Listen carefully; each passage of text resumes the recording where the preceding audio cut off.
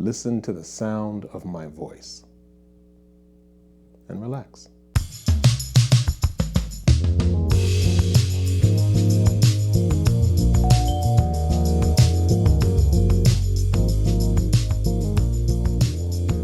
Hello friends and neighbors, welcome back to the Brownstone. My name is Rich Brown. I hope you're all doing very well. For today, I want today's video to serve as a good reminder to all of you, because we're talking about being as relaxed as possible, not just in the practice room, but on stage, in the studio, in a rehearsal, teaching, learning, whatever you might be doing when you're playing music. Because playing as relaxed as possible can really help you in a multitude of ways. It helps with your endurance, with your articulation, and you develop some good habits that will not lead to any physical discomfort or pain.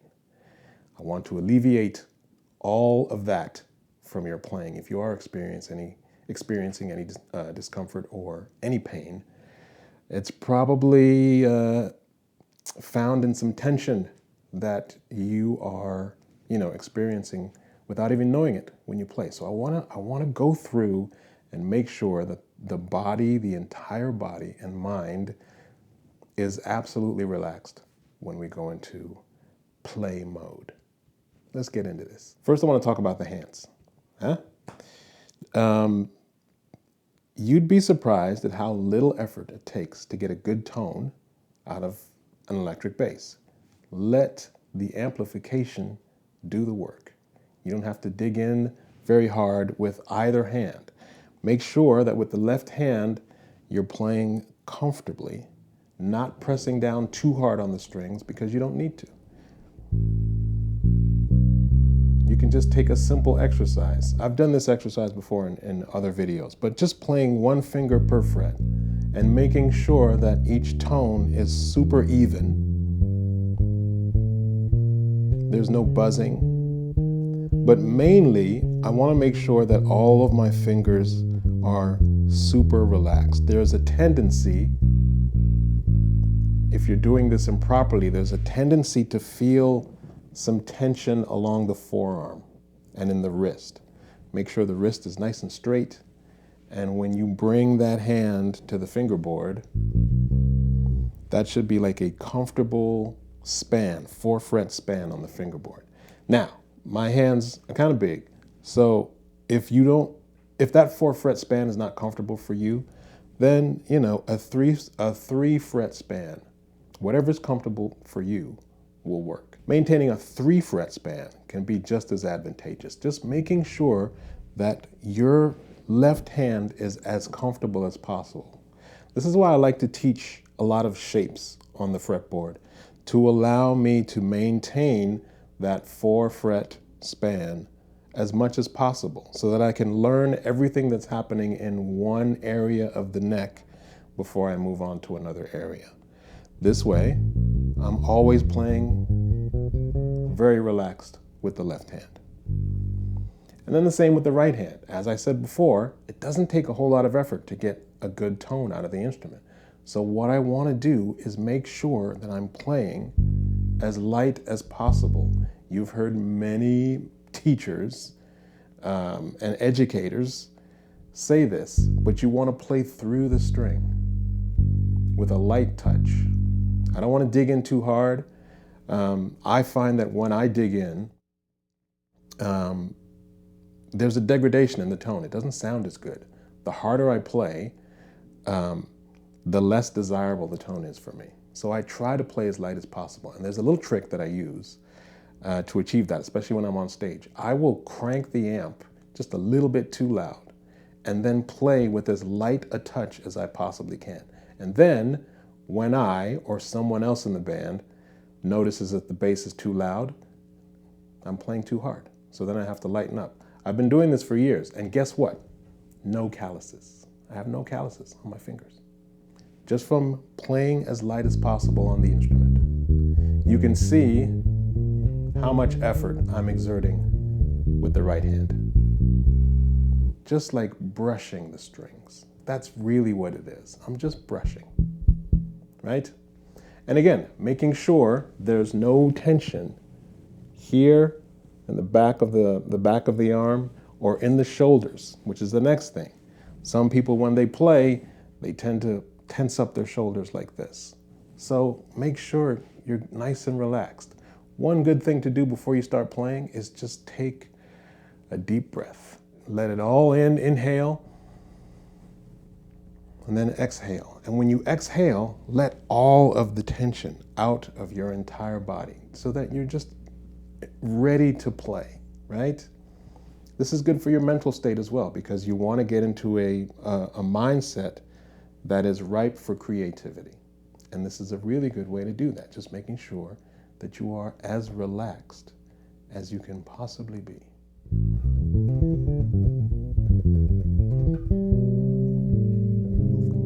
Now, when you've achieved that level of relaxation, this is when you can start working on more advanced concepts. If you want to work on your chops and try to develop more speed on the instrument, then doing this, making sure that the body is relaxed, will help you to practice and push those tempos a little bit more.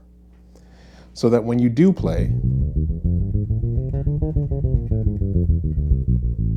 you want to make sure all the notes are nice and clean, and when you start to push the tempo and play a little bit faster, you're still maintaining the same level of relaxation. That's very, very important. The tendency is when we play faster, we tend to play a little harder, when we should be going for the opposite. As we play faster, we should really be focusing on playing as light as possible.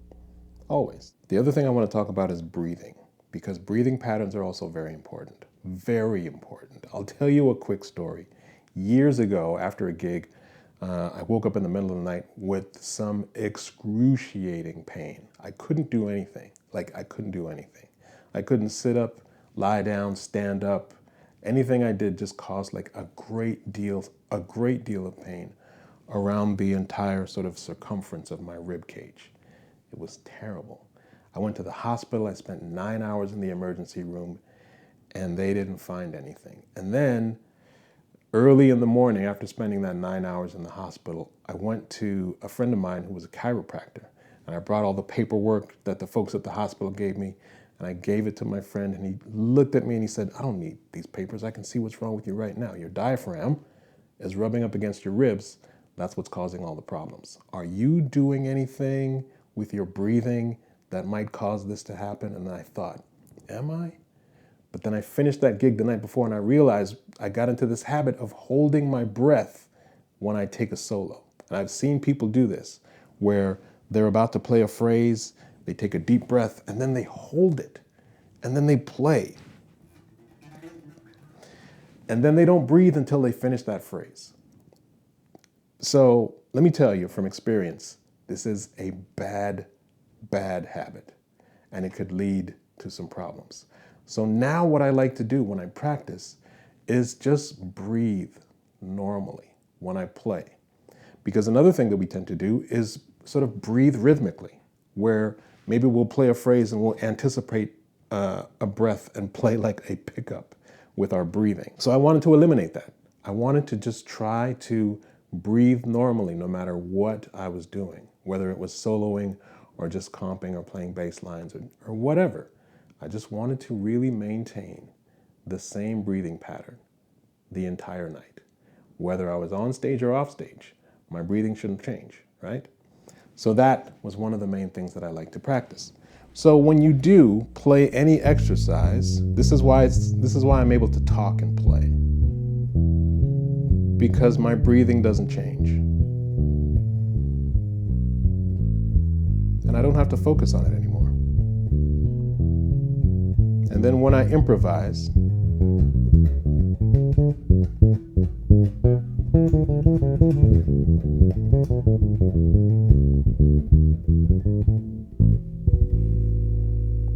my breathing doesn't change. And that's it, my friends. I just wanted this lesson to serve as a reminder. I feel like I've given you all this stuff to play and practice and work on, but if you're not relaxed and you're not breathing properly, then all that stuff is irrelevant, and it can really do more harm than good.